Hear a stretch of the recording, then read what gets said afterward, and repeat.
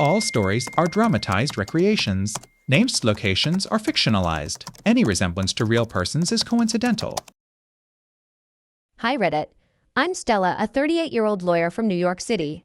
Sharing this feels like tearing open a barely healed wound, but I need to process how my husband David's affair with his colleague shattered our 12-year marriage. It began when the late nights at the office became the norm, not the exception. When his phone, once carelessly left on the coffee table, started going face down with a new, almost guilty swiftness.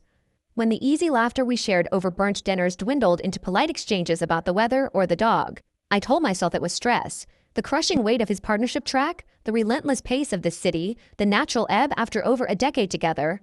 I poured myself into my own caseload, into maintaining the facade of our comfortable Upper West Side life, convincing myself we were just in a rut, that busy professionals hit these patches.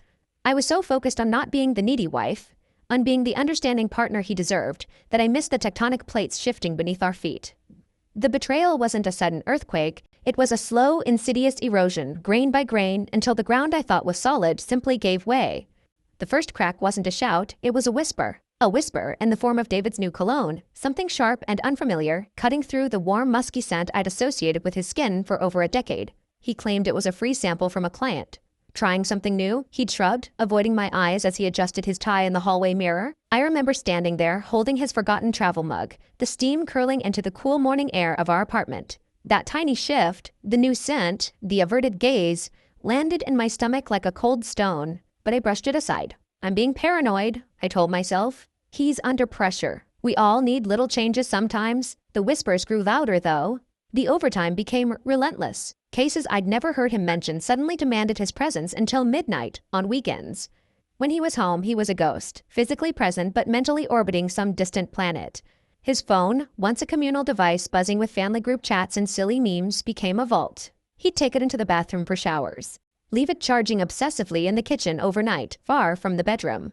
One evening, I reached for it to look up a restaurant. We were planning a rare date night and he snatched it from my hand. The speed of it, the raw, reflexive panic in his eyes, froze me. "Sorry," he mumbled, color rising in his neck. "Just confidential case stuff on there. Firm policy, you know how it is." He forced a smile, but it didn't reach his eyes. It felt like a door slamming shut in my face. Confidential case stuff. We were both lawyers. We knew the dance of client privilege. But this felt different. This felt personal. This felt like a wall he was building brick by brick between us. I started watching. Not obsessively at first, just noticing. The way he'd linger in the driveway talking on the phone after pulling in, cutting the conversation short the moment I appeared at the door.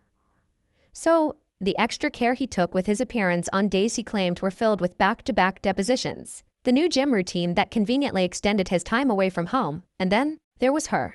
Olivia, a junior associate on his team. She'd joined the firm about 6 months before the cologne changed. I'd met her briefly at the firm's summer picnic. Pretty, ambitious, with a laugh that seemed too loud, too eager.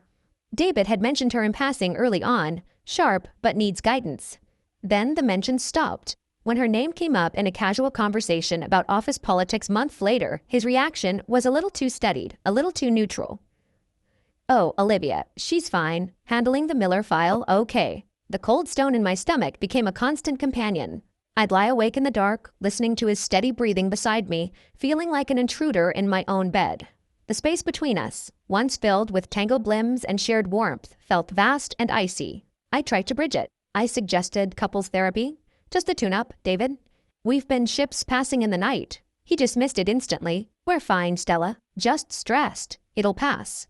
He'd pull me into a hug that felt perfunctory. A duty. I'd bury my face in his chest, inhaling that alien cologne, and feel utterly alone. The rational part of me, the lawyer trained to weigh evidence, started compiling a dossier. The late nights, the guarded phone, the emotional distance, the new habits. Olivia's sudden absence from his office chatter. It was circumstantial, but the weight of it was crushing. I needed proof, not for confrontation, not yet, but for my own sanity, to silence the voice whispering you're imagining things and the other screaming you're a fool. I needed to know if the ground beneath my feet, the life I'd built brick by brick for 12 years, was truly crumbling. The thought of actively seeking the truth terrified me. Finding nothing meant living with this corrosive doubt. Finding something meant the end of everything I knew. I felt trapped in the unbearable limbo between ignorance and devastation. The whispers of betrayal now, a roaring static in my ears, drowning out the memory of what our love used to sound like. Proof didn't come in a dramatic envelope or a drunken confession. It came in the quiet, devastating mundanity of a forgotten receipt. David had asked me to pick up his dry cleaning on my way home from court. It was a Thursday, raining, the city streets slick and reflecting the blurry neon. I was exhausted, my mind still replaying a particularly brutal cross-examination. Rummaging in the pocket of his gray suit jacket for the claim ticket, my fingers brushed against a small crumpled square of paper. Not the ticket, a receipt. From a restaurant downtown, Le Jardin, dated 2 nights prior, a Tuesday. The Tuesday he told me he was working late, ordering in with the team because of a filing deadline. My blood ran cold. Le Jardin wasn't the kind of place you ordered takeout from. It was intimate, dimly lit, notoriously romantic, and wildly expensive. The receipt showed a table for 2 glasses of Pinot Noir, 2 orders of the sea base. Paid for with his credit card. I stood frozen in the dry cleaner's fluorescent glare, the hum of the pressing machines suddenly deafening. The receipt felt like a live wire in my hand. This was evidence, tangible, undeniable. The cold stone in my stomach turned to molten lead. This wasn't stress. This wasn't a rut. This was a lie. A calculated, premeditated lie. He'd looked me in the eye that Tuesday morning, kissed my cheek, and spun a tale about case files and cold pizza. All while planning this. Who was the second person? Olivia? The name screamed in my mind. It had to be. The junior associate he was suddenly so careful not to mention. The drive home was a blur. Rain lashed the windshield, mirroring the chaos inside me. I kept glancing at the receipt on the passenger seat, the neat print screaming betrayal. What did I do with this knowledge? Confront him? The thought made me nauseous. The look on his face, the denial, the deflection, the potential gaslighting. Stella, you're overreacting. It was just a client dinner. Could I handle that? Or did I need more? To know? Truly know? Before I shattered our world? The lawyer in me took over. Evidence needed corroboration. One receipt was suggestive, but maybe not conclusive enough to withstand his plausible deniability. I needed a pattern. I needed access. That night, while David slept the untroubled sleep of the guiltless or the skilled deceiver, I did the unthinkable. I took his phone. It was charging, as always, on the kitchen counter. My hand shook so violently I almost dropped it. His passcode, our anniversary. The bitter irony wasn't lost on me. The screen lit up, bathing my face in its cold glow. It felt like trespassing into a forbidden temple. I went straight to his messages, scrolled past work groups, family chats, spam. Nothing obvious. Then I saw it, a contact saved under O. Jenkins, work. Jenkins was her last name. Why not just Olivia? Why the formality? My thumb hovered. Opening it felt like stepping off a cliff. The messages were meticulously clean. Mostly work-related, docs filed, client MTG moved to 3, need your sig on Exhibit B. Professional, respectful, to Queen, like a stage set after the actors had scrubbed it down. But then I saw the timestamps. Messages sent at 10:04:07 p.m. on a Tuesday night. Just got home. Long one, the Tuesday of Le Jardin. Messages on Saturday mornings, heading into the office for a few hours to catch up. And then the emojis. A solitary coffee cup emoji sent from him at 8:15 a.m. last Wednesday. A single sunshine emoji from her in reply minutes later. Innocuous? Absolutely. But in the sterile desert of their professional exchange, these tiny, unexplained symbols felt like secret handshakes, hidden flares in the dark. A language just for them. The silence between those emojis screamed louder than any love letter. My heart hammered against my ribs. This was it, the pattern, the intimacy hidden in plain sight. The digital trail of a connection that was anything but purely professional. The ground didn't just crumble, it vanished. I was falling. The phone felt like a block of ice in my hand. The dim glow of the kitchen counter light was the only illumination, casting long, accusing shadows. David's rhythmic breathing from the bedroom was a taunt. How could he sleep? The evidence, the receipt, the coded emojis, the late-night messages burned in my mind. The lawyer in me wanted a bulletproof case, more screenshots, maybe call logs. But the betrayed wife couldn't breathe, couldn't think, couldn't exist in a suffocating limbo for another second. The dam broke, quietly, coldly. I didn't wake him. I sat on the edge of our bed, the phone heavy in my lap, waiting for the first gray light of a New York dawn to creep around the blinds. The room, once a sanctuary, felt like a crime scene. When he stirred, stretching with a sleepy murmur, I spoke. My voice was low, steady, terrifyingly calm. The calm before the avalanche. David, first, Stella, what time is it? He blinked, squinting at the dim light. Tuesday night, Le Jardin, table for 2, sea bass, Pinot Noir. I kept each word clipped, factual. Like reading a charge sheet. Your credit card. The sleep vanished from his eyes instantly, replaced by shock, then a dawning, panicked comprehension. He pushed himself up on his elbows. "Stella, what? Don't." I cut him off, the calm cracking slightly. "Don't insult me. Don't lie." I lifted his phone. "Oh, Jenkins, work. Gene Cons, work." Very professional, except for the coffee cups at 8:15 a.m. The sunshine emojis. The just got home texts at 10:47 p.m. on the same Tuesday you were supposedly buried in files. I paused, letting the weight of it sink in. "Olivia." He flinched as if struck. His mouth opened, closed. The color drained from his face, leaving it pale and waxy in the half-light. The silence stretched, thick and suffocating. It wasn't the silence of denial. It was the silence of a man caught, stripped bare. His eyes darted away, unable to meet mine. That inability to look at me was the final confirmation. More damning than any words. "David," I whispered, the calm finally shattering, my voice raw. 12 years. 12 years. How could you? The pain was a physical thing, a vice around my chest, stealing my breath. He ran a hand through his hair, a gesture of utter defeat. "Stella, God, I'm so sorry. It wasn't. It didn't mean anything. It just happened. The pressure, the late nights, she was there and it was stupid. A massive, colossal mistake." His voice cracked. He reached out a hand towards me. I recoiled as if scalded. "Don't touch me." The venom in my own voice surprised me. "A mistake? A mistake is forgetting to buy milk." "This," I gestured wildly, encompassing the room, our life, the shattered trust. "This is a calculated betrayal, night after night of lies, secret dinners, secret emojis. The absurdity of it, the sheer petty intimacy of those little symbols, made a hysterical laugh bubble in my throat, but it died instantly, choked by tears I refused to shed in front of him. "How long?" He looked down at the duvet, picking at a thread. "A few months," he mumbled. Months. The word landed like a physical blow. Months of deception while I played the understanding wife, worrying about his stress, his workload, months of him looking me in the eye and choosing her. The room tilted. "Get out," I said, the words barely audible. "What?" He looked up, stunned. "Get out." I met his gaze now, forcing steel into my voice, drawing on every ounce of courtroom composure I possessed. "I can't look at you. I can't breathe the same air as you. Get out of this apartment. Now. Stella, please, we need to talk about this. There is nothing to talk about." My voice rose, sharp and brittle. "You made your choices. Months of choices. Every lie, every hidden text, every dinner was a choice." "Her." I took a shuddering breath. "I need you gone. Go to a hotel. Go to Olivia. I don't care. Just get out."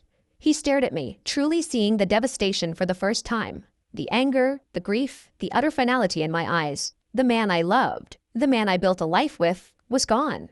In his place was a stranger who had inflicted unimaginable pain. He slowly swung his legs out of bed, moving like an old man.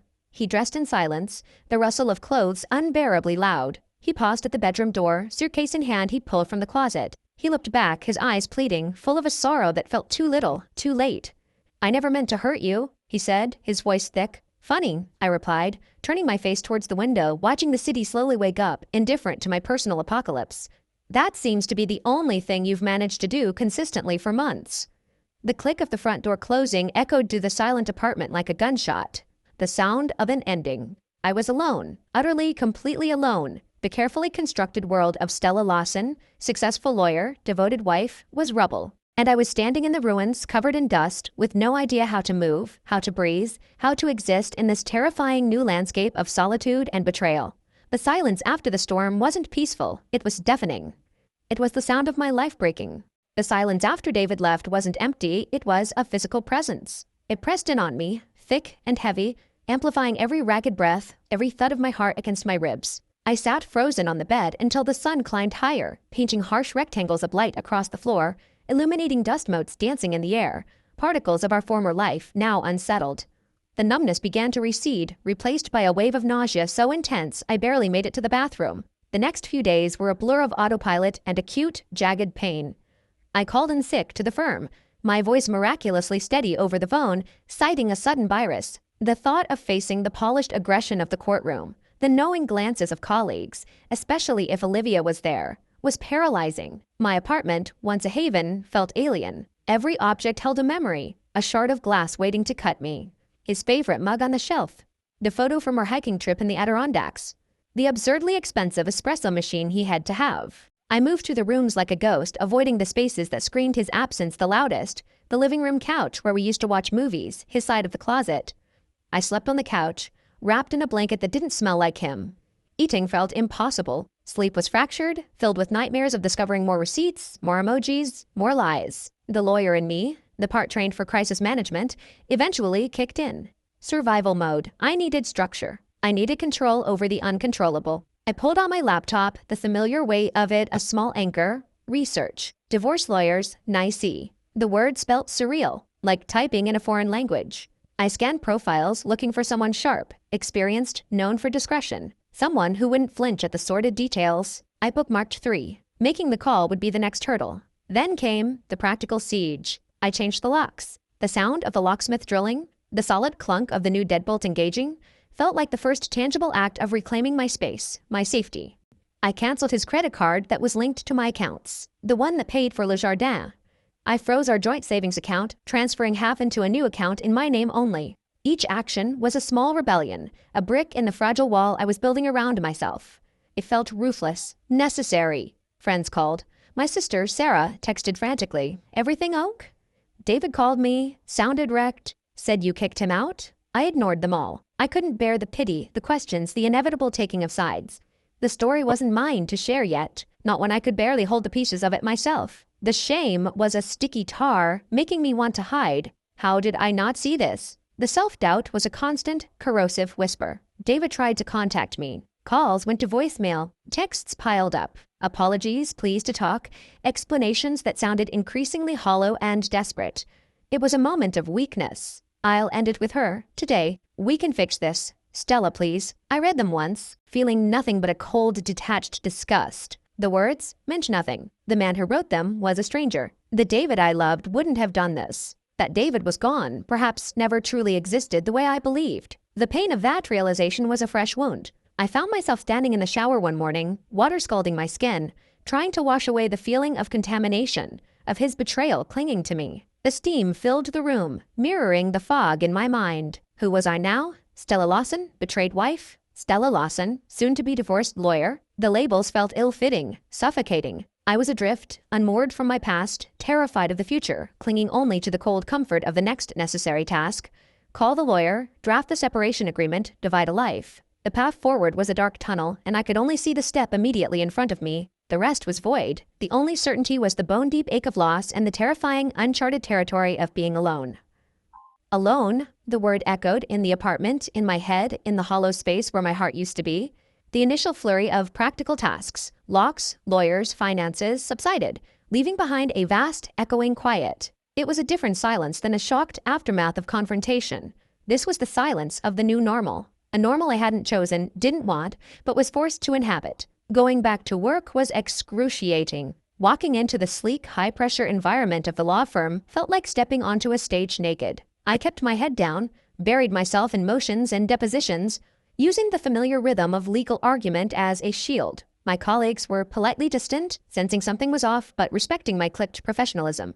I avoided the floor where David's team worked like it was radioactive. The thought of accidentally seeing Olivia, or worse, David himself if he came to the office, sent cold dread through me. Every phone alert, every footstep in the hallway outside my office made my breath catch. Was it him?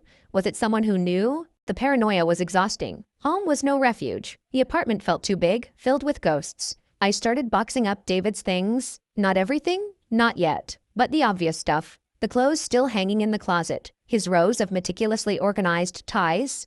His gym bag. The absurd collection of protein shakes in the pantry.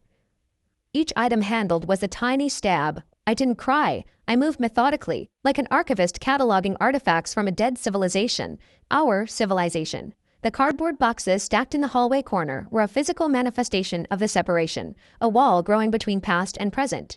Sarah wouldn't be ignored forever. She showed up unannounced one evening, bearing soup and a determined look. Seeing her familiar face, the concern in her eyes, was the chink in my armor I hadn't realized I needed. Over lukewarm soup at the kitchen island, the story tumbled out in ragged fragments. The receipt, the phone, the emojis, the confrontation. Saying the words aloud, hearing the sheer brutal absurdity of it, and then he tried to blame it on stress and her being there, Vaughn, was strangely cathartic. Sarah didn't offer platitudes. She just listened, her hand covering mine, her fury on my behalf, a tangible warmth. "That absolute bastard," she hissed when I finished. "What can I do?"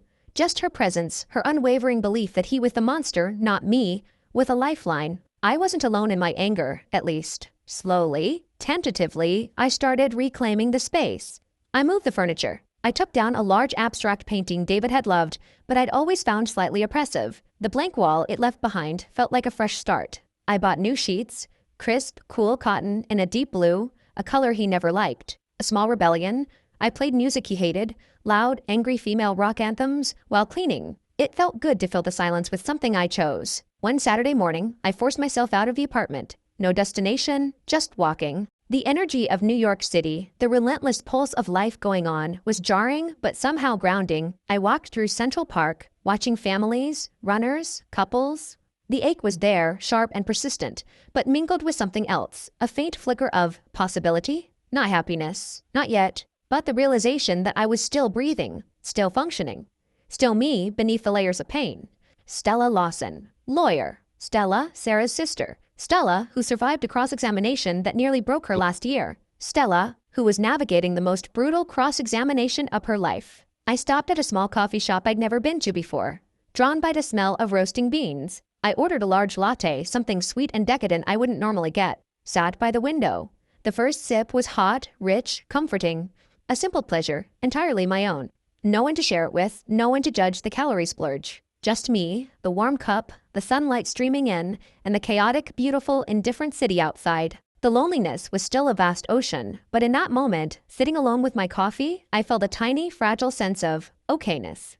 It wasn't healing, it wasn't forgiveness, it was just a moment of stillness in the storm, a recognition that I was still here. And maybe, just maybe, that was enough for now. The journey from heartbreak to healing wasn't a straight line. It was a million tiny, uncertain steps. Today, I took one. I bought coffee alone. Meeting Eleanor Vance felt like stepping into a different kind of courtroom. Her office was sleek, modern, but warmer than my firm's. Muted earth tones, curated art that spoke of calm authority, not aggressive wealth. Eleanor herself was sharp-eyed, but had a stillness about her, a quiet confidence that didn't need to shout. She specialized in high-net-worth, no-nonsense divorce. Exactly what I needed. Sitting across from her, recounting the facts, the timeline, the evidence, the receipt, the phone logs I'd finally forced myself to screenshot, David's confession was surreal. I delivered it like a witness statement, clear, concise, detached. The professional armor held. Eleanor listened intently, taking sparse notes. When I finished, the silence hung heavy. "So," she began, her voice calm but firm, "New York is a no-fault state. Adultery doesn't drastically alter the financial split, but it can influence spousal support and, crucially, the judge's discretion on certain assets. More importantly, it establishes a pattern of deception relevant to David's credibility." She tapped her pen lightly. "The key now is documentation and protecting your assets. We file for divorce based on irretrievable breakdown. We also file alias pendens on the apartment immediately to prevent any attempts to leverage or sell it." Hearing the legal terms applied to my life was jarring. Lease pendens. It sounded so final, so public. A flag planted in the ruins declaring war. Eleanor outlined the next steps. Formal service of papers to David, financial disclosures, expect him to drag his feet, she warned, temporary support orders. She was methodical, outlining strategies for negotiating the apartment, my separate property, purchase before marriage, but he'd claim equity from renovations, his partnership stake in the firm complex valuation, retirement accounts. "The emotional leverage," she said, leaning forward slightly, "is real. He'll likely want this quiet, fast, to avoid scandal at the firm and with mutual friends. That gives us an edge in negotiations. But Stella," her gaze softened almost imperceptibly, "don't let the desire for speed force you into an unfair settlement. You built this life to protect your future." Leaving her office, the Manhattan sunlight felt harsh. The weight of the impending battle settled on my shoulders, a different kind of stress than court cases. This was personal, visceral. David would be served. The facade of our private catastrophe would crack open into the legal system. I pulled out my phone, hovering over David's contact. The urge to warn him, a stupid vestigial impulse of care, warred with cold fury. I silenced the impulse. Let the process server do his job. Let him feel the shock of formal accusation. Later that evening, Sarah came over. I relayed the meeting with Eleanor, the cold mechanics of dismantling a marriage. "He's going to fight dirty, isn't he?" she asked, worry etching her face. "Probably," I sighed, the detachment finally cracking. His ego is shattered. His perfect image. He'll lash out, try to paint me as cold, neglectful, driven by career ambition. Anything to mitigate his own guilt. Eleanor expects it. The thought was exhausting. More battles. More lies to dissect. But you have proof, Sarah insisted. The receipts, the texts, proof of the affair, yes. But the mudslinging about why it happened? That's harder to disprove. It'll be my workaholic tendencies versus his moment of weakness. The unfairness of it curdled in my stomach. The law cares about facts, assets, custody of pets. It doesn't care whose fault it really was in the emotional trenches. I looked around the apartment, the space I was fighting to keep. I just need to get through this. One legal hurdle at a time. Protect what's mine. Then I can fall apart properly. If there was anything left to fall apart. The next morning, the notification came. David had been served at his temporary apartment. His reaction was swift, a barrage of texts, escalating from shock to anger to pleading. Served? Stella, this is insane. We need to talk, not lawyers. Eleanor Vance, you hired a pit bull. Is this revenge? Please, call me. We can work this out without destroying each other. I ended it with her. It's over. Doesn't that mean anything? I read them with numb detachment. The pit bull comment almost made me smile grimly. Good. He was scared. The pleas felt manipulative, a desperate attempt to regain control, to bypass the legal process he could no longer charm his way out of. The fact that he thought ending it absolved him, erased the months of lies and the fundamental breach of trust, only solidified my resolve. I didn't reply. I forwarded the more aggressive texts to Eleanor. Evidence, the war had officially begun. The first legal salvo fired. Now, I braced for the counterattack. The battlefield was drawn, not in a courtroom yet, but in the cold, precise language of affidavits and financial statements. My heart was a battlefield too, but that war would have to wait. The legal machinery ground forward, a slow, impersonal churn. Financial disclosures demanded, temporary support negotiated. Eleanor secured a reasonable amount. David's lawyer huffed but conceded, dates for mediation tentatively set. It was paperwork warfare, conducted via email and sternly worded letters. I handled it like another complex case, burying the personal devastation under layers of legal procedure. But the armor was cracking. It started with small things. A song on the radio, our song, the one from that ridiculous beach vacation where David got horrifically sunburned, would slice through the numbness like a shiv. I'd find myself sitting in traffic, tears streaming silently down my face, gripping the steering wheel until my knuckles turned white. The smell of his old cologne on a stranger in an elevator would trigger a wave of nausea so intense I'd have to get off early, pretending to check my phone on a random floor until it passed. Sleep remained elusive. When it came, it was fractured by nightmares. David laughing with Olivia while I screamed soundlessly, losing the apartment and living in a cardboard box, judges declaring me at fault. I'd wake, gasping, drenched in sweat, the silence of the apartment amplifying the frantic pounding of my heart. The loneliness wasn't just an absence. It was a physical ache, a hollow space in my chest that seemed to echo. Sarah was a rock, but I couldn't lean on her constantly. My friends, sensing the distance, had mostly stopped reaching out. The isolation was self-imposed, a protective shell, but it was suffocating. One particularly bad night, after waking from a nightmare where David handed Olivia my wedding ring, I broke down. Sobs racked my body, ugly, gut-wrenching sounds I didn't recognize coming from me. I cried for the betrayal, for the lost years, for the future I'd imagined, for the sheer, stupid waste of it all. I cried for the woman I was before, who trusted implicitly, who believed in forever. That woman felt dead, buried under the rubble. In the raw vulnerability of that breakdown, Sarah's gentle but persistent suggestion finally penetrated the fog. Therapy. Not couples therapy, but something just for me. You're carrying this alone, Stell, she'd said weeks ago. You need a place to just fall apart. Without judgment, without having to be the strong lawyer. I'd dismissed it then, clinging to control. But now, feeling utterly shattered, the idea of talking to a neutral stranger, someone trained to handle emotional shrapnel, didn't seem weak. It seemed necessary, and necessary, like calling a specialist for a critical wound. Finding a therapist felt almost as daunting as finding a divorce lawyer. I searched profiles, looking for someone specializing in infidelity trauma and life transitions. Dr. Eris Dorn's profile resonated, a calm face, experience with high-pressure professionals. I sent a tentative inquiry. The first session was terrifying. Sitting in Dr. Thorne's quiet, book-lined office felt more exposing than any courtroom. Where did I even begin? The affair? The loneliness? The nightmares? The crushing fear of the future? I started haltingly with the facts, the legal process. Dr. Thorne listened, her expression calm and attentive. "And how does navigating all this feel, Stella?" she asked softly. That simple question cracked me open again. Not the legalities, but the feelings. The word vomit that followed wasn't elegant or logical. It was messy, raw, punctuated by tears and long silences where I stared at the geometric pattern on the rug. I talked about the betrayal feeling like a physical violation, about the shame of being deceived, about the terrifying uncertainty of being alone at 38, about the anger that felt like a living thing beneath my ribs.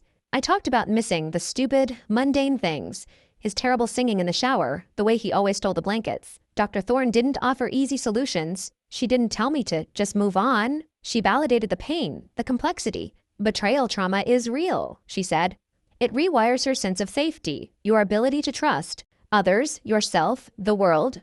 Healing isn't linear. It's okay to feel shattered. It's okay to be furious. It's okay to grieve the life you lost. Hearing that, the permission to simply feel the enormity of it without judgment was a release. I wasn't crazy. I wasn't weak.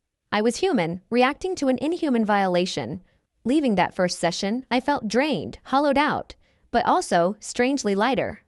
Like I'd dropped a crushing weight I hadn't fully realized I was carrying alone. The pain was still there, sharp and present, but it wasn't festering unseen in the dark anymore.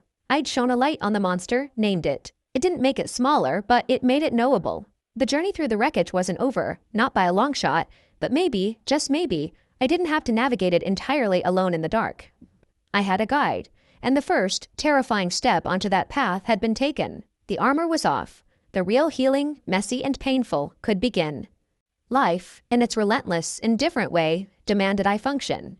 The divorce proceedings were a slow burn, but work was a constant fire. A high-stakes merger negotiation landed on my desk, the kind that required laser focus and 14-hour days. It was a brutal blessing. Immersing myself in complex corporate structures, drafting airtight clauses, negotiating with ruthless opposing counsel. It was a familiar battleground, one where I felt competent, powerful. My personal life was a wasteland, but in the conference room, I was Stella Lawson, SQ, forced to be reckoned with. The professional identity became a lifeline, a fortress against the emotional chaos. One Wednesday, fueled by caffeine and sheer willpower, I was leaving a late meeting at a client's downtown office. The late October air was crisp, the city lights a dazzling smear against the dark sky. I was mentally rehearsing my next move on the merger, hailing a cab, when I saw her. Olivia. She was exiting a trendy wine bar half a block down, laughing, her head thrown back. She was with a group of people, colleagues I assumed, looking effortlessly chic and carefree. The sight hit me like a physical blow, knocking the breath from my lungs. All the abstract pain, the legal maneuvering, the therapy sessions, it crystallized into this one moment, this one woman who had knowingly, willingly helped destroy my marriage. The rage that surged through me was white-hot, primal. I wanted to scream. I wanted to stride over and slap that carefree laugh off her face. I wanted the world to see the destruction she'd casually participated in. My body tensed, ready to move, fueled by months of pent-up fury and betrayal. The image of David's panicked eyes when I grabbed his phone, the receipt from Le Jardin, the emoji sunshine sent after their secret dinner, it all flashed before me. My fists clenched at my sides, nails digging into my palms. The professional mask threatened to shatter completely. But then I stopped. The cold night air hit my heated skin. The sound of a distant siren pierced the haze. What would it achieve? The scene played out in my mind. The confrontation, the public spectacle, the inevitable fallout at the firm. Olivia's smug defense, my own humiliation. Eleanor's stern warning about maintaining composure, especially in public. David's pathetic justifications echoing, "It didn't mean anything."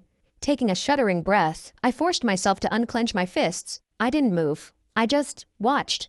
Watched her hail a cab with her friends, watched her climb in, still laughing, utterly oblivious to the devastation she'd left in her wake, utterly unconcerned with the woman standing frozen on the sidewalk 20 yards away. The fury didn't disappear, it condensed into a cold, hard knot in my stomach. But it was contained. The cab pulled away, carrying Olivia into the glittering night. I stood there for another minute, trembling, not with the urge to attack, but with the effort of restraint. The victory felt hollow, bitter. I hadn't confronted her. I hadn't unleashed my pain. But I hadn't given her the power to reduce me to a raging, scorned wife on a public street either. I had chosen, in that raw, pivotal moment, not to become the spectacle my pain demanded. I had chosen the cold dignity of silence over the hot mess of confrontation. It wasn't forgiveness. It wasn't closure. It was survival. It was choosing my sanity over the fleeting satisfaction of making her flinch. I hailed my own cab.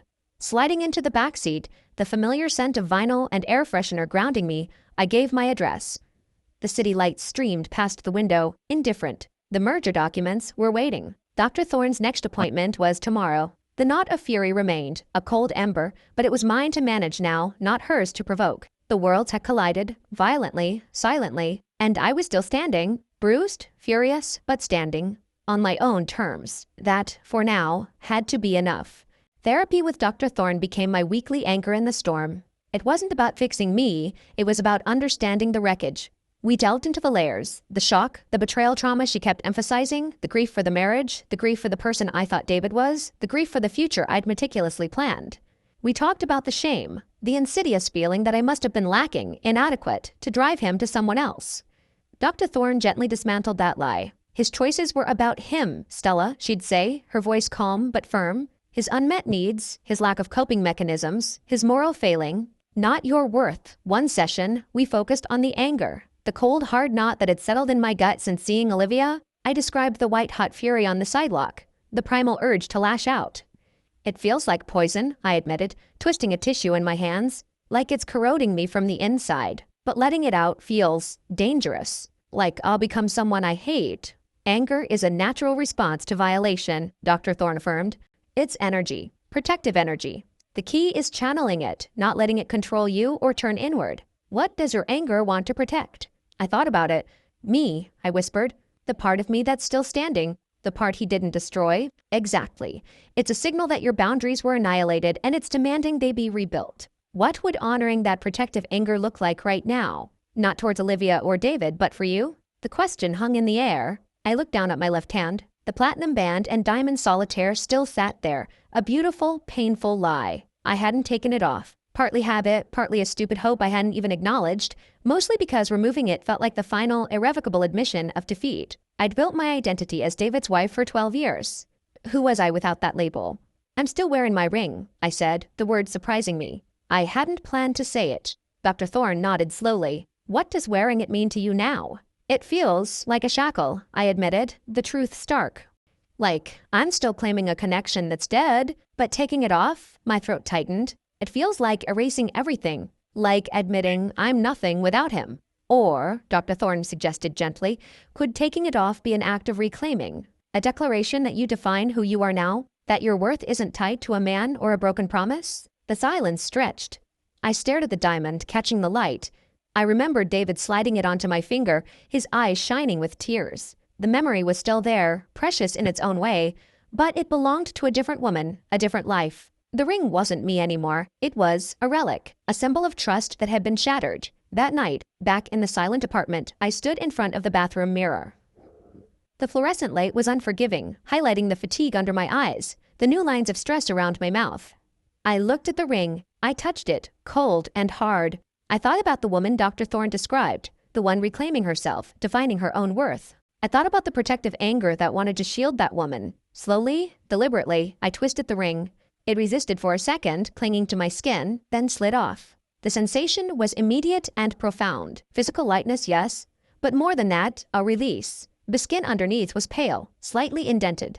Vulnerable, but mine. Entirely mine. I held the ring in my palm. It felt alien now, heavy with broken bows. I didn't throw it away in a dramatic gesture. I walked to my jewelry box, a beautiful inlaid piece David had given me for our 10th anniversary. I opened a small, rarely used compartment at the back, tucked the ring inside, and closed the lid. Not discarded, but set aside. Acknowledged, but no longer defining me? Looking back in the mirror, the bare finger felt strange, exposed.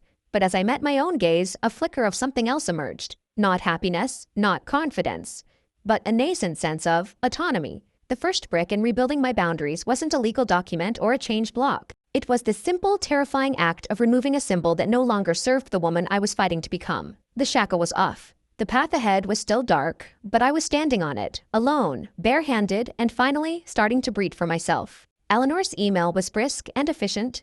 David's counsel has requested a preliminary meeting regarding the apartment valuation and personal effects. Neutral location suggested. Café Lux, 10 a.m. Thursday. Acceptable? My stomach clenched. Neutral location. Seeing David. Not across a courtroom, not through a lawyer, but face to face. The thought sent a jolt of pure adrenaline through me, a mix of dread and that cold, hard anger. I almost said no, almost deferred it entirely to Eleanor, but something stopped me. Dr. Thorne's words echoed. Reclaiming your power isn't about avoiding pain, but navigating it on your terms. Hiding felt like letting him win, letting the fear control me. I needed to see him, needed to prove to myself I could stand in the same room without crumbling. Acceptable, I typed back, my fingers trembling slightly. Eleanor will accompany me. Thursday morning dawned gray and drizzly, matching my internal weather. I dressed carefully, not for him, but for me. Sharp black trousers, a deep emerald silk blouse, minimal jewelry, armor, but elegant armor. Eleanor met me outside the cafe, her presence a steadying force. Stick to the agenda, apartment appraisal logistics, scheduling removal of his remaining items. Don't engage in emotional discussions. If he veers off, I'll handle it. You just breathe. She gave my arm a brief, firm squeeze.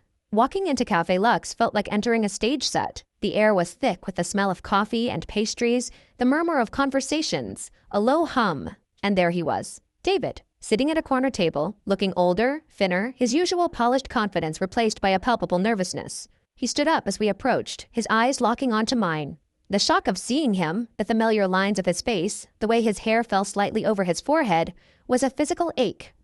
12 years of intimacy couldn't be erased, even by betrayal. "Stella," he said, his voice hoarse. "You look, well." The word sounded hollow. "David," I replied, my voice thankfully steady. "Cool.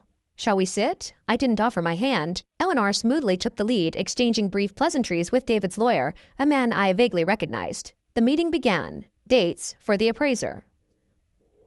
Logistics for David to collect his boxes, still stacked accusingly in my hallway. The division of specific, non-sentimental items. The TV, the stereo. David agreed to everything quickly, his gaze flickering between Eleanor, his lawyer, and me, rarely meeting my eyes directly. He looked miserable. Good. Let him feel a fraction of the desolation he'd created. Then, as Eleanor discussed the timeline for the financial mediator, David blurted out, "Stella, please. Can we just talk? For 5 minutes? Alone?" His eyes pleaded, full of a raw anguish that might have moved me once. My breath hitched. The old instinct to soothe him, to fix his pain, flared weakly. But it was instantly drowned out by the cold, hard knot of anger and the memory of Dr. Thorne's warning. Eleanor opened her mouth to intervene, but I held up a hand, a fraction of an inch. I met David's gaze fully for the first time. "No, David," I said, my voice clear and low, cutting through the cafe clatter. "There's nothing you can say that I need to hear right now. Nothing that will change what you did or the path we're on. Our communication happens through our lawyers. That's the boundary." I saw him flinch, the rejection hitting home. "Let's stick to the agenda, gentlemen." The air crackled. David looked down, his jaw clenched. His lawyer cleared his throat, quickly steering back to the appraisal details. I kept my gaze steady, focusing on Eleanor's notes, on the steam rising from my untouched coffee. Inside, I was trembling. Saying no, enforcing that boundary in his presence, felt like a monumental act. It wasn't cruelty, it was survival. It was refusing to let him reopen the wound, to manipulate with guilt or remorse. His pain was his to manage, just as mine was mine. The meeting wrapped up quickly after that. Dates confirmed, next steps outlined. As we stood, David hesitated, looking at me again.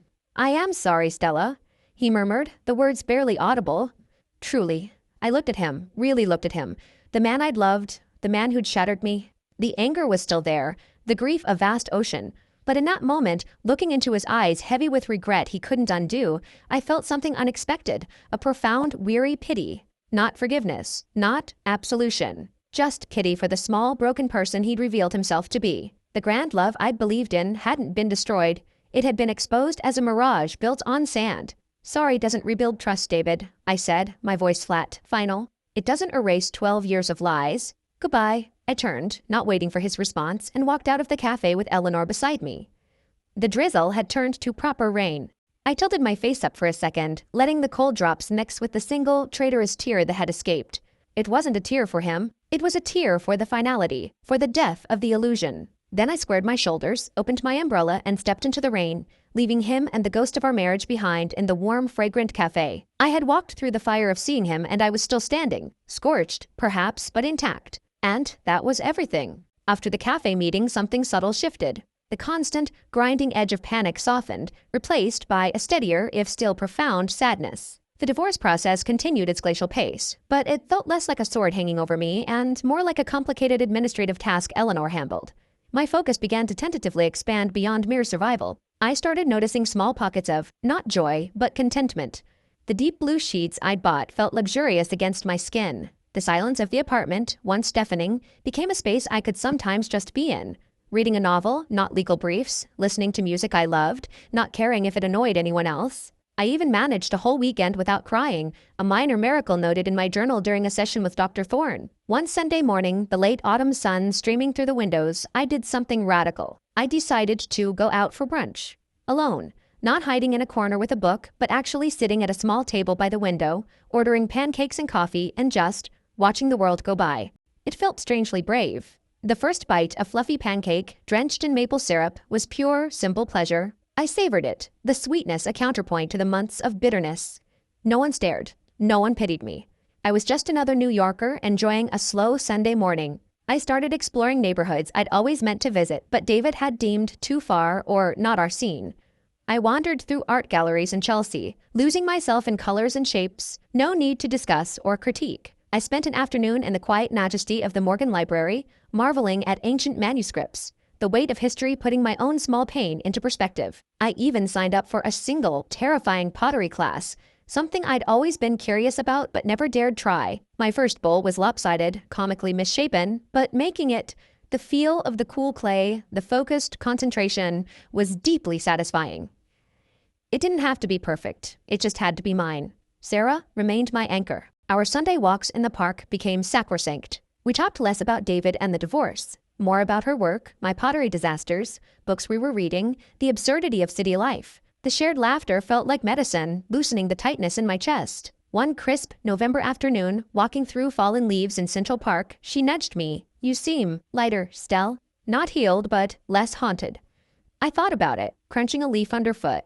"I feel like I'm finally cleaning out a house after a flood," I said slowly. "The water's receded. The damage is done. It's still a mess, and some things are gone forever. But I can start sorting through what's left. Decide what to keep, what to repair, what space to clear for something new." It wasn't optimism exactly, more like a weary acceptance of the task ahead, coupled with a dawning sense of agency. I was the one holding the broom. Work, too, offered unexpected solace. The brutal merger deal closed successfully. The opposing counsel, a notoriously difficult man, actually complimented my tenacity and precision at the final meeting. The professional validation, separate from the wreckage of my personal life, was a potent reminder of my own competence, my identity beyond David's wife. I started taking on a pro bono case involving tenant rights, something David had always gently discouraged as not lucrative enough.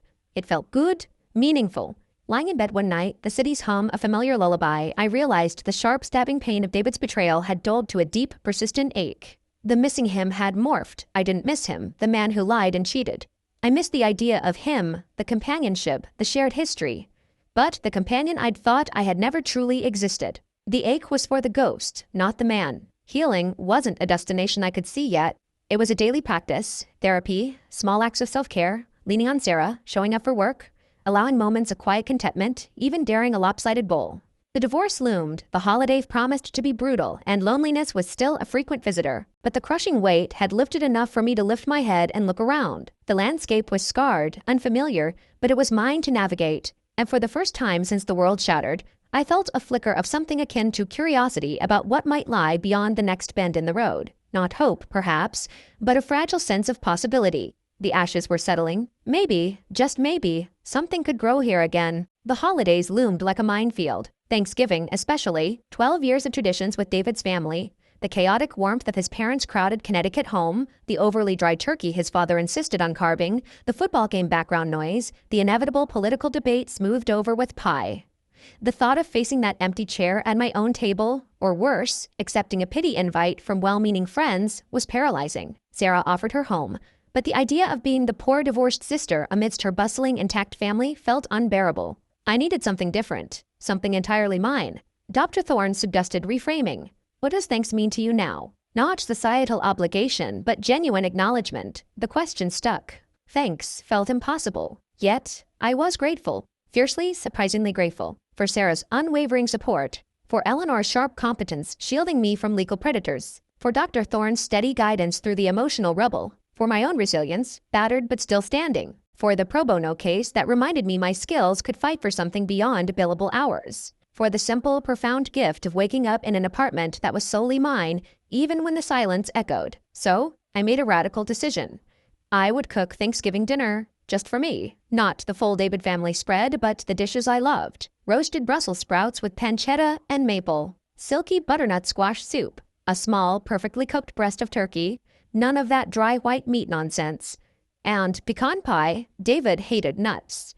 The act felt rebellious, a quiet reclamation of pleasure and autonomy. The morning dawned crisp and bright, the city unusually quiet.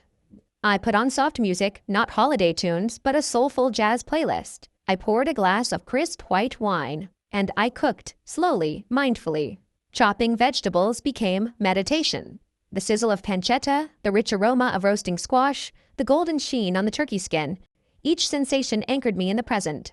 There was no pressure, no performance. Just me, nourishing myself, setting the small table felt ceremonial. One place setting, my grandmother's china, unused for years, a single vibrant orange chrysanthemum in a simple vase. I lit a candle, sat down, looked at the feast I'd created just for Stella. The wave of emotion wasn't sadness, not primarily. It was a profound, quiet pride. And yes, gratitude, not for the betrayal, never that, but for the strength unearthed in its wake, for the love that held me up. Sarah's, my own burgeoning self-regard, for the space to breathe, to feel, to simply be without the weight of someone else's expectations or disappointments. I ate slowly, savoring each bite. The silence wasn't empty, it was peaceful, contemplative. I thought about the past year, the shattering discovery, the raw pain, the legal battles, the therapy breakthroughs, the small acts of reclaiming joy. It had been the hardest year of my life. But sitting there alone at my beautiful table, I realized I was also profoundly grateful for the woman emerging from the ashes.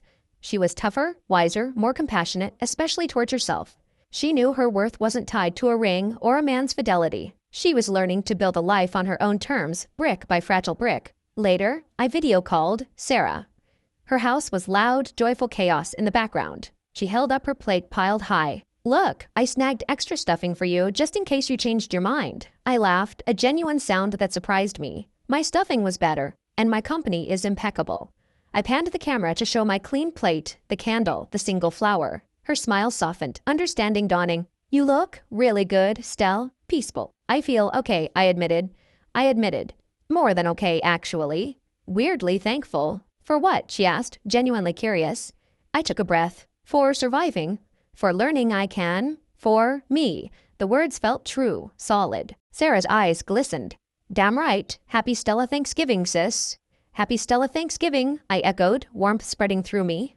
It wasn't a traditional celebration. It was a quiet revolution, a declaration of independence written in Brussels sprouts and pecan pie. And it tasted like the beginning of something genuinely, surprisingly sweet. The email from Eleanor arrived just before Christmas. Final settlement agreement ready for review and signature. David's counsel has signed off. Mediator approved terms. "Congratulations, Stella. This is the finish line." Attached was a dense PDF, the culmination of months of negotiation, stress, and cold legal calculus. Opening, it felt surreal. The dry legalese spelled out the dissolution of a 12-year partnership. The apartment, mine, with a modest buyout to David reflecting pre-marital ownership and post-marital contributions. Retirement accounts, meticulously split. His partnership stake, valued. His share protected. Personal effects, divided long ago. Spousal support, waived by mutual agreement, a point of fierce pride for me. I didn't want his money. I wanted my freedom cleanly bought.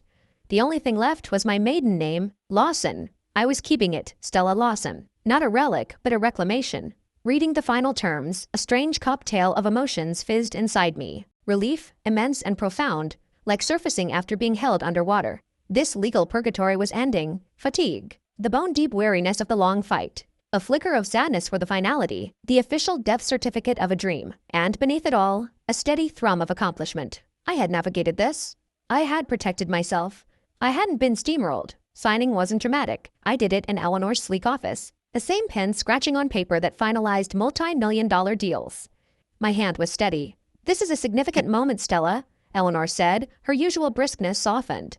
"You handled this with remarkable strength and clarity." I nodded, unable to speak past the lump in my throat. It wasn't strength I felt in that moment. It was a kind of numb detachment, the final gear and a necessary machine clicking into place. David signed separately. No final meeting, no dramatic handover, just electronic notifications. The decree would follow in a few weeks, a mere formality now. As I walked out of Eleanor's building into the biting December wind, the weight wasn't gone, but it had shifted. The constant background hum of the divorce ceased. A vast, empty space opened up in its wake. What filled it now? Not David, not the fight, just me. And the future, terrifyingly blank. That night, I did something unexpected. I took the box containing David's remaining items, a few books, some forgotten cufflinks, the last vestiges of his physical presence, down to the building's mailroom. I'd arranged for a courier. As I sealed the box, taping it shut with deliberate finality, I realized I felt nothing. No anger, no lingering sadness. Just nothing. The emotional charge had drained away, leaving only the practical residue of closing an account. The man who had once been my sun, my gravity, was now just a name on a shipping label. I poured a glass of wine and stood by the window, watching the city lights glitter against the velvet darkness. Christmas decorations twinkled below, a festive contrast to my internal landscape. The silence felt different now. Not the silence of absence, but the silence of potential. The canvas was blank, yes, but it was mine to paint. The legal shackles were off. The past was settled. The grief, while still a companion, was no longer a jailer. Dr. Thorne had warned me about this phase, the now what? After the storm. It could be disorienting, even frightening. The structure of anger, legal battles, and survival was gone. What remained was the quiet, ongoing work of building a life worth living, not defined by what was lost, but by what could be found. I picked up my phone, scrolling past the usual contacts. My finger hovered over the pottery studio's number. My lopsided bowl sat proudly on the bookshelf. Maybe I could try a vase next, or a mug, something functional, beautiful in its imperfection. I thought about the pro bono tenants, their case nearing a critical hearing. I thought about Sarah, planning a New Year's getaway. I thought about the stack of novels beside my bed, worlds waiting to be explored. The future was still a vast, uncharted ocean. But for the first time, standing alone in my quiet apartment, the divorce papers effectively signed, the box shipped, I didn't feel adrift. I felt like a captain who had weathered a catastrophic storm. The ship was battered, the maps were gone, but I was still at the helm. I knew how to navigate rough seas. I knew my own strength. And I knew the most important destination wasn't a place on a map, but a state of being, whole, at peace, and authentically Stella. The journey wasn't over. It was just beginning on entirely new, uncharted, and wholly mine terms. I raised my glass to the glittering, indifferent, beautiful city. To new maps, I whispered to the night, New Year's Eve. Traditionally, a time for glittering parties, forced merriment, and the cloying pressure of resolutions. David and I had hosted one for years, a carefully curated mix of firm colleagues and friends, champagne flowing, the air thick with superficial cheer and unspoken professional networking. The thought of attending any party this year, let alone hosting, made my skin crawl. Sarah invited me to a low-key gathering at her place, but the idea of being surrounded by happy couples as the clock struck midnight felt like emotional self-flagellation. Dr. Thorne had challenged me. What ritual would honor the transition you need? Not the calendar, but your internal landscape. My internal landscape felt like a quiet, snow-covered field after a long battle, scarred but peaceful, demanding solitude and reflection, not noise. So, I chose the water, specifically the Coney Island polar bear plunge. It was insane. Bonkers. Freezing Atlantic water on January 1st? Sarah thought I'd lost my mind. Stella, you hate being cold. And crowds. Are you having a breakdown disguised as self-discovery? Probably, I'd laughed, surprising myself. But it feels, right? A baptism by ice. Wash off the old year. Literally. Standing on the windswept beach at noon on New Year's Day, surrounded by thousands of costumed, shrieking lunatics, I questioned my sanity. The air bit with icy teeth, the gray waves churned menacingly. I wore an old, thick robe over my swimsuit, my toes numb in cheap flip-flops. The energy was electric, chaotic, absurdly joyful. People dressed as superheroes, lobsters, Viking warriors, all united by collective madness. I felt profoundly out of place, yet weirdly exhilarated. The countdown began over the loudspeakers. 10, 9, 8. The crowd surged forward, a multicolored tide screaming towards the freezing water. 7, 6, 5. My heart hammered against my ribs, part terror, part wild anticipation. 4, 3, 2. I dropped my robe onto the sand, the cold air a shock. 1. Happy New Year. A roar went up, and I ran. The first shock of the water stole my breath. It wasn't cold, it was pure, liquid fire, 1,000 needles piercing my skin. I gasped, stumbling as a wave hit my thighs. The screams around me turned primal. Agony and ecstasy mingled. I pushed forward, deeper, until the water hit my waist. Another wave crashed, soaking my chest. The cold was so intense it burned, wiping my mind utterly blank. No thoughts of David, no divorce, no loneliness, no fear of the future. Just the sheer, shocking, all-consuming now of the freezing Atlantic. For maybe 10 seconds, I stood there gasping, arms wrapped around myself, vibrating with the pure animal intensity of being alive. The world narrowed to the feel of the water, the roar of the crowd in the waves, the bite of the wind on my wet skin. It was agony. It was euphoria. It was the most present I'd felt in over a year. Then, survival instinct kicked in. "Get out," my body screamed. I turned and stumbled back towards the shore, legs numb, teeth chattering violently. Collapsing onto the sand, wrapped in my gritty robe, I laughed. A raw, uncontrollable sound that burst from my chest. People around me were doing the same, shivering, blue-lipped, eyes wild with the shared insanity of survival. Sarah, who'd braved the beach as my official towel holder photographer, rushed over, wrapping a huge towel around me. "You absolute madwoman. Are you alive?" "Barely," I chattered, grinning like a maniac. The cold was searing, but inside I felt cleansed, scoured raw, incredibly, stupidly alive. The metaphorical weight of the past year felt momentarily lifted, replaced by the very real, very immediate challenge of not turning into an icicle. Later, thawed out in a nearby diner, nursing scalding hot chocolate, the warmth seeped back into my bones. The ordinary sounds of the diner, clattering plates, murmured conversations, felt precious. My skin tingled, hypersensitive. "So?" Sarah asked, raising an eyebrow. "Worth nearly dying of hypothermia?" I looked out the window at the gray winter beach, the brave, foolish soul still milling about. "Yeah," I said, surprising myself again. It was like hitting a giant reset button. The pain, the crap, it's still there, but it feels farther away. Smaller, like I proved to myself I can survive something terrifying and come out the other side laughing. It wasn't about forgetting. It was about remembering my own resilience in the most visceral way possible. The icy plunge hadn't washed away the past, but it had shocked me into a vibrant, shivering appreciation for the fierce, resilient present. Happy New Year indeed. Bring on the unknown. Spring in New York is a fickle lover. One day warm promise, the next biting reminder of winter. I was enjoying one of the promising days, wandering through the Brooklyn Botanic Garden, camera in hand. The cherry blossoms were in fleeting, glorious bloom, a frothy pink canopy against the crisp blue sky. I was absorbed, framing shots, focusing on the delicate beauty, the play of light. It was a mindful practice Dr. Thorne encouraged, anchoring in sensory details. Turning a corner near the Japanese hill and pond garden, aiming my lens at a particularly stunning weeping cherry, I froze. Framed perfectly in my viewfinder, sitting on a bench beneath the blossoms, was David and Olivia. They were close, heads bent together, talking quietly. He gestured towards the koi pond, saying something that made her smile. It was an intimate, mundane moment. The shock was a physical jolt, like stepping on a live wire. My breath caught. The camera trembled in my hands. The old, familiar cocktail of pain and rage surged, hot and acidic. Here, in my place of peace, with her, the urge to turn, flee, or worse, march over and shatter their fragile domestic scene was overpowering. But then, something shifted. I lowered the camera slowly. I didn't look away. I just watched. Watched him point out a koi. Watched her tuck her hair behind her ear. Watched the comfortable familiarity between them. The rage, surprisingly, didn't ignite into a wildfire. It cooled, congealing into a heavy, cold lump in my stomach, but alongside it, a startling new sensation bloomed. Profound indifference.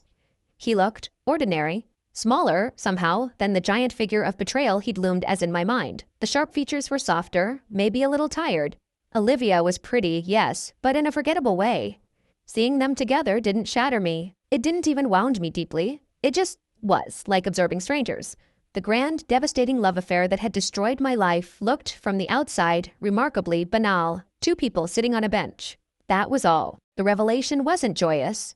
It was stark, almost bleak. The monster I'd been battling in therapy, in court, in the quiet hours of the night, wasn't a monster at all. He was just a man, a flawed, weak man who'd made terrible choices. And she was just a woman. Not a temptress, not a villainess, just a person.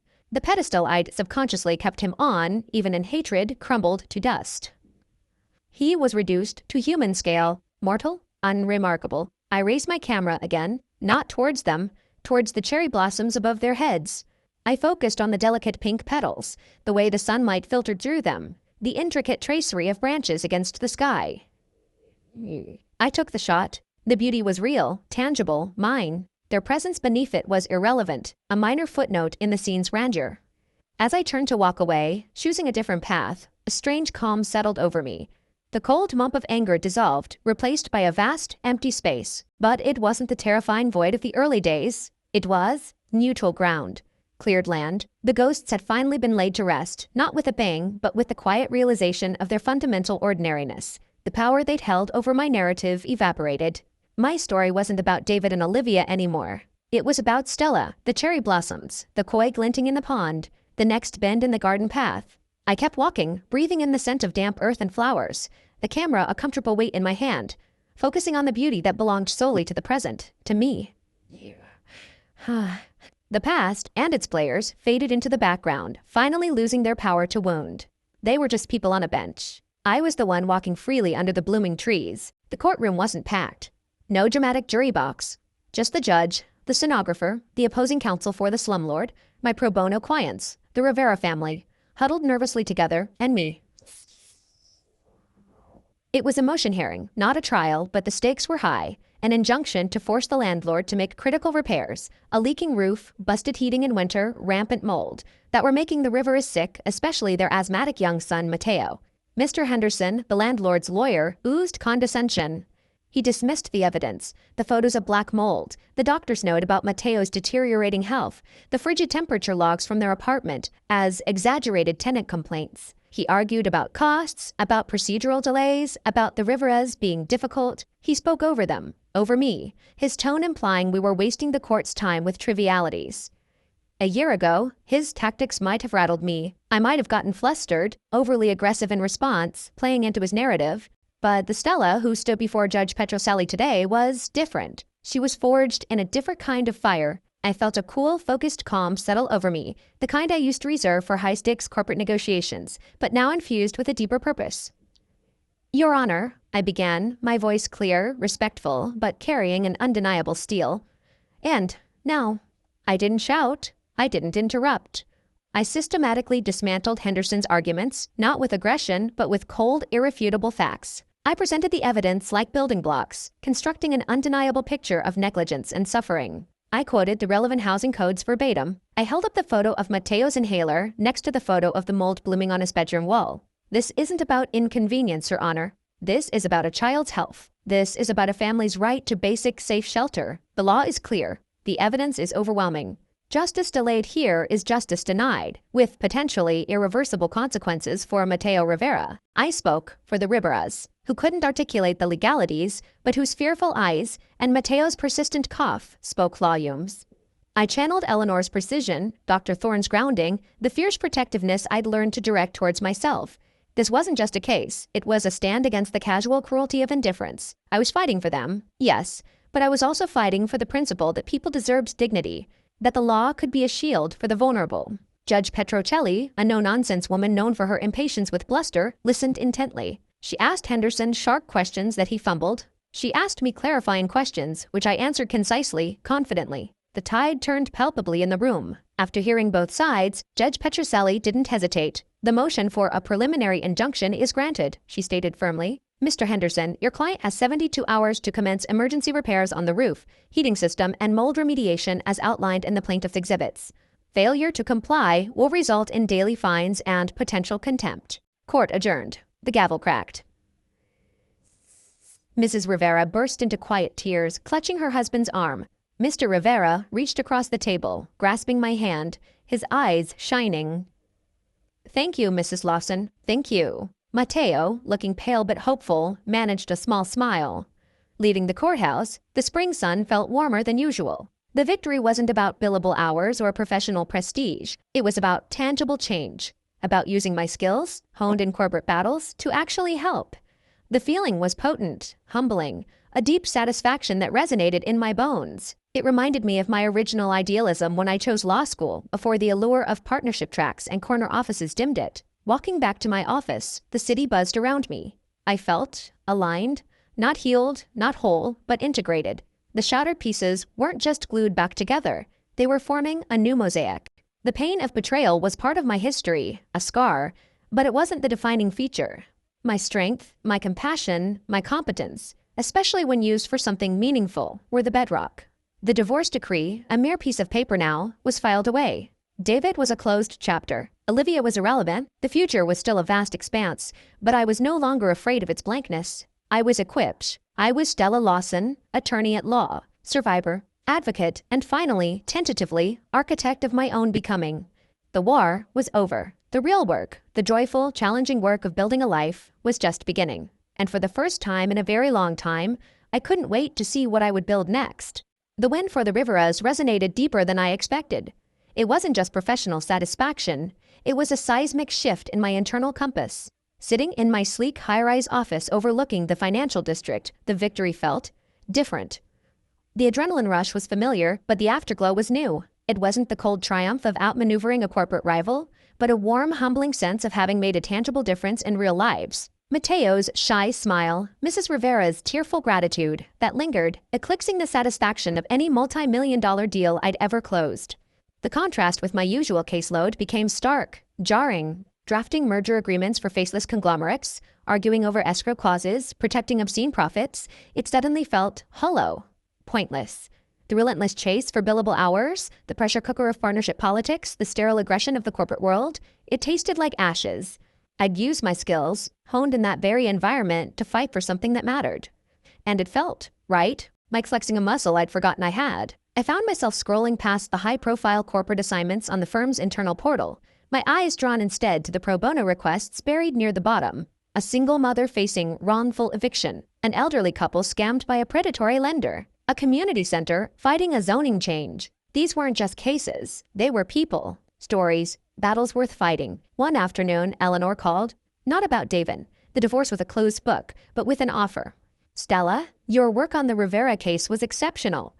There's an opening at the Urban Justice Center heading their Housing Rights Division. It's a pay cut, obviously, but I thought of you immediately. It seems aligned. Aligned. The word resonated. I met with the UJK director, Maya Chen. Her office was smaller, shabbier than mine, overlooking a bustling street in the Bronx, not the rarefied air of Midtown. Case files were stacked everywhere, photos of clients and protests adorned the walls. The energy was different, urgent, passionate, slightly chaotic. Maya spoke not about billables or client retention, but about systemic injustice, about community power, about using the law as a tool for liberation, not just protection. It was the idealism I'd buried under layers of corporate pragmatism years ago, rekindled. I know it's a leap, Maya said frankly. Corporate to nonprofit. The pace is relentless. The resources thin. The wins sometimes feel like drops in an ocean. But the impact, it's real. It's in the keys handed back to a family we kept in their home, in the heating fixed before winter, in the dignity restored. I walked out into the vibrant, noisy Bronx street, the smell of street food and car exhaust replacing the filtered office air. The decision wasn't instant, but the seed was planted, taking deep root. Could I leave the prestige, the salary, the corner office, the security I'd clung to, especially after the divorce? The thought was terrifying, but the thought of staying, of pouring my energy into making rich corporations richer while ignoring the Mateos of the world, that felt like a slow death of the soul. That night, I talked to Sarah. It's crazy, right? Giving up everything I've worked for? Sarah snorted. What everything? The stress? The ulcers? The soul-sucking clients? Stella, you lit up talking about that kid Mateo. When was the last time you lit up talking about an acquisition? She paused, serious. Security isn't just money. It's doing work that feeds you, not drains you. It's peace of mind. You look live when you talk about that housing case. More alive than you have in years, even before David imploded. Dr. Thorne helped me untangle the fear. Was it fear of the unknown, or fear of betraying the ambitious persona I'd constructed? The persona that valued status and security above all else? The persona David's betrayal had already cracked wide open? Letting go of that corporate identity wasn't failure, it was evolution. It was choosing wholeness over fragmentation, purpose over prestige. Sitting in my silent, expensive apartment, looking out at the glittering skyline that symbolized a life I was outgrowing, I knew. The safety net was an illusion. True security came from doing work that resonated with my core, from using my power for something bigger than myself. It was a terrifying, exhilarating leap into the unknown, but for the first time since the ground gave way, I wasn't jumping away from something. I was jumping towards something. Towards a version of Stella Lawson I was finally ready to meet. The lawyer who fought for keys, not just contracts. Giving notice at the firm was anticlimactic. My managing partner was surprised, tried the usual counteroffer dance, more money, a bigger bonus, vague promises about partnership timeline. When I politely but firmly declined, citing a desire for a different kind of impact, his confusion was palpable. Leaving the corner office for the last time, handing in my keycard, felt less like a loss and more like shedding a too tight, expensive suit. My first day at the Urban Justice Center was pure, beautiful chaos. No plush carpets, just scuffed linoleum. No silent efficiency, but a symphony of ringing phones, passionate debates, and the occasional outburst of frustrated laughter. My office was a shared space partitioned by bookshelves. My colleagues were a diverse, fiercely dedicated bunch. Young idealists, seasoned advocates, community organizers.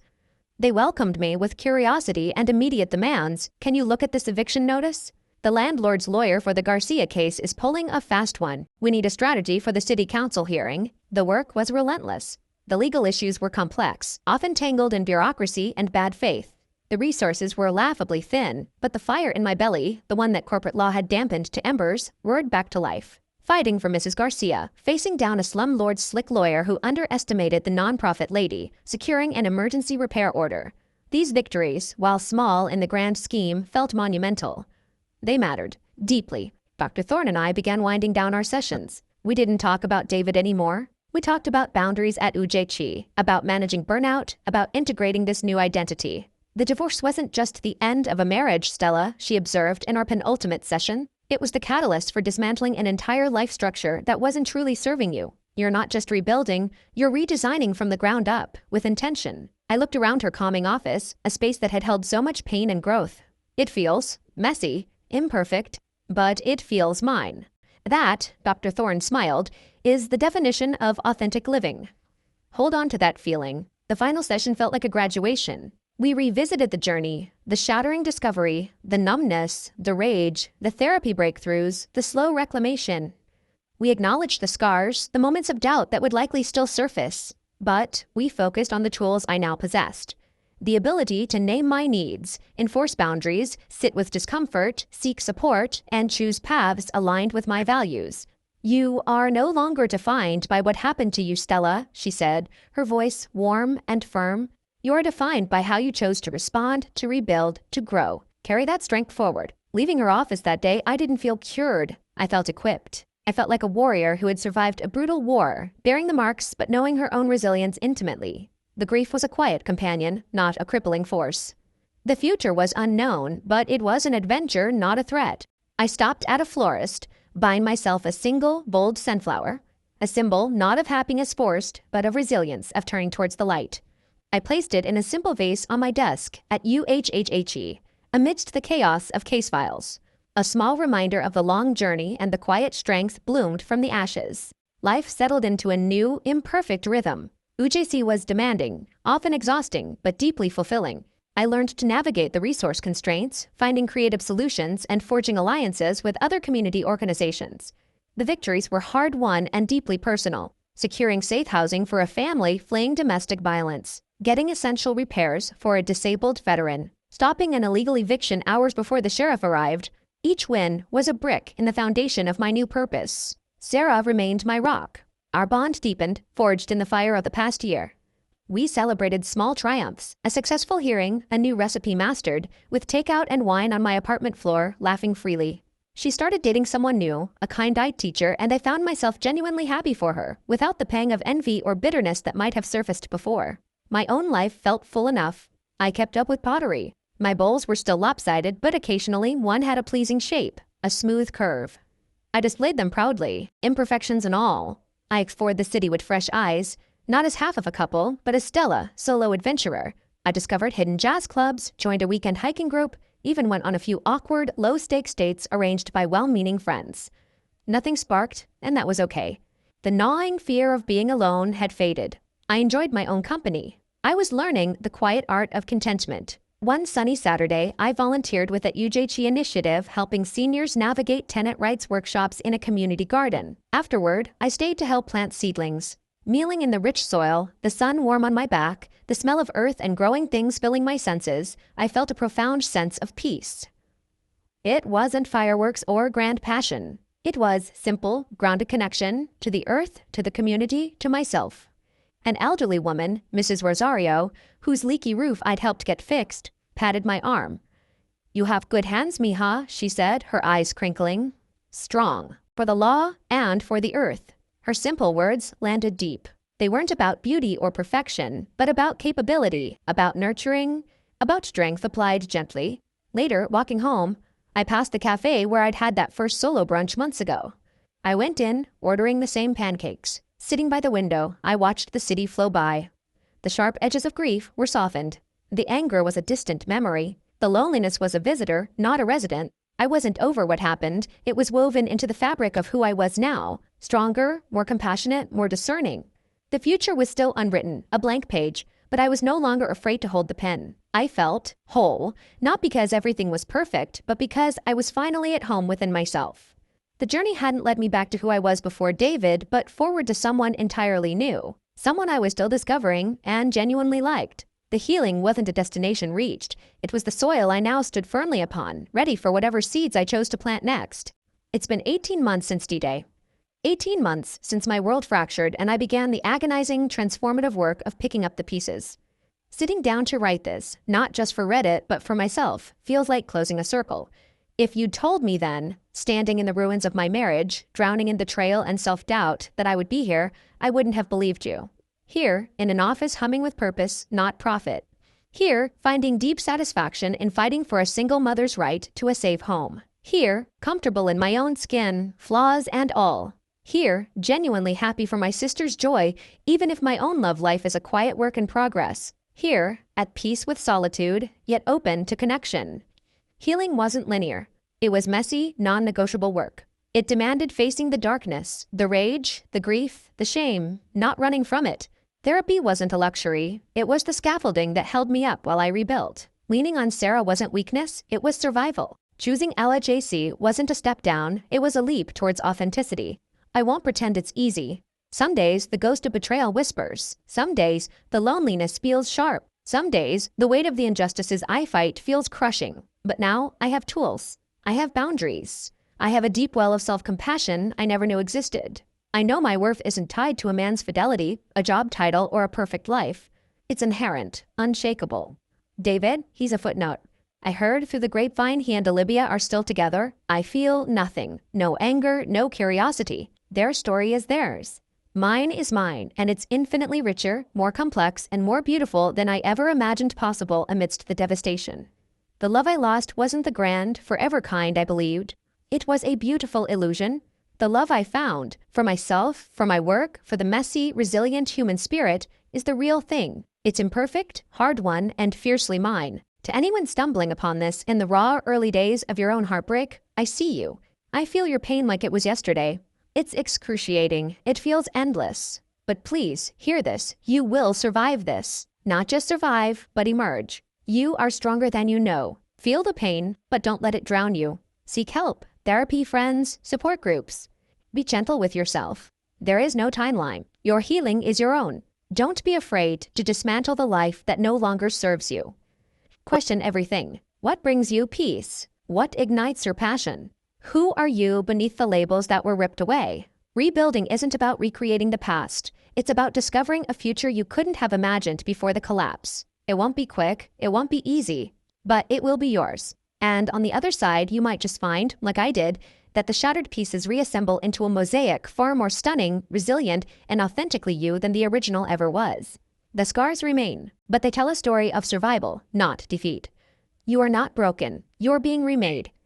And the person emerging? She's worth every painful step of the journey. Trust the process. Trust yourself. The light returns, different, perhaps, but brighter for having known the dark. Keep walking.